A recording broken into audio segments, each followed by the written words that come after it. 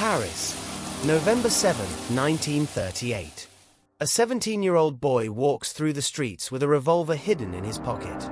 His name is Herschel Grynszpan, a Polish Jew with no home, no future, and a family trapped between borders. He believes one gunshot will speak for all the suffering his people endure. Inside the German embassy, he asks for a diplomat. The name doesn't matter, but fate sends him Ernst Vom Rath. 2 bullets. One man falls, and with him, the world tilts toward catastrophe. Herschel was born in Germany, but the state that once sheltered him had already stripped him of belonging. In October 1938, his parents and thousands of Jews of Polish origin were forced onto trains and dumped at the Polish border. Stateless, helpless, forgotten, Herschel carried that rage into Paris. When he fired into Vom Rath's chest, he thought he was striking against tyranny. But he had only delivered the Nazis the excuse they were waiting for. Ernst Vom Rath lingered for 2 days in a Paris hospital. On November 9th, he died. In Germany, the date was not just coincidence. It was the anniversary of the Beer Hall Putsch, Adolf Hitler's first attempt at power. Joseph Goebbels, the Minister of Propaganda, saw the opportunity. The murder would not remain an isolated crime. It would be transformed into a weapon. That night, orders spread across Germany. What followed was not a spontaneous eruption of grief, but a carefully engineered storm. Synagogues were set ablaze. Jewish businesses had their windows shattered, glass covering the streets like ice. Homes were invaded. Sacred books burned. More than 90 Jews were killed. 30,000 were dragged into concentration camps. The world would remember it as Kristallnacht, the night of broken glass. Kristallnacht was not just revenge. It was escalation. Until then, persecution of Jews had been defined by laws, discrimination, humiliation. After Kristallnacht, it became violence, incarceration, annihilation. The line between exclusion and extermination was crossed. And all of it was justified with the death of one man few had ever heard of before. History does not remember Ernst Vom Rath for his speeches, his policies, or his life. He is remembered because his death became useful. A single diplomat, cut down in Paris, turned into the spark that ignited a pogrom.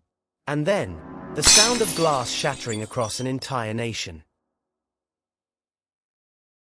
How did I become aware of Kristallnacht, or that something had happened? Well, this is not the era of television, radio, etc., etc. And as every other morning, I got ready to go to school, and the school was not all that far from our home. And I guess I had just sort of gained that little bit of independence of being allowed to go to school on my own rather than to be taken every day by my mother. I walked by our synagogue. Hordes of people were standing in front of it and throwing stones through the beautiful stained glass windows. I think that they had gone into the synagogue and ransacked it on the inside. They threw Torah scrolls into the streets. And as soon as I got into the school, teacher sat us down, and she said, "Something terrible has happened overnight, and your parents have been alerted to this, and they will come to pick you up." My mother came very shortly after we came to school, and she took me to my grandmother's home. My grandmother lived on the Grindelallee, which was closer to the school than Parkallee, where we lived.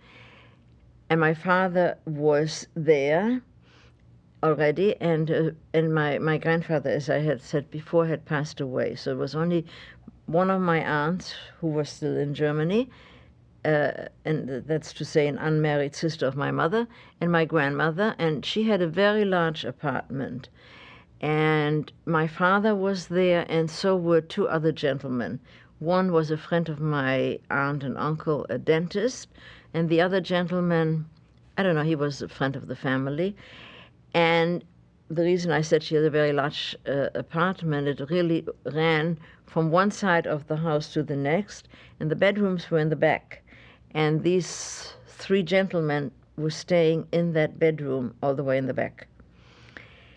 We didn't quite know what was happening. My father always was a very courageous man, and you weren't going to tell him that he cannot walk on the streets of Germany.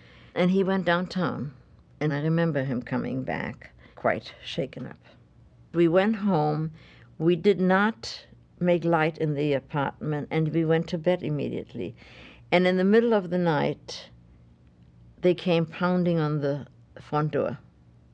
I remember that. And the fear that this instills in a child is a feeling of fear that never in your life can you forget. That feeling of fear is always there. And evidently, now, we never came to know this for sure. A next door neighbor opened her door finally and said, "Why are you making so much noise? People are sleeping." And they said, "Well, we want these Jews," and so on. She said, "They're not home." So they left. Now, did she know we were home and she really didn't want us to be arrested and taken away? Or did she really think we weren't home and so on? We never found that out. But certainly her remark saved us from that. And then we went to my grandmother's house and stayed there for the remainder of the week, which was how long that pogrom lasted. And my father was in the forest in Blankenese.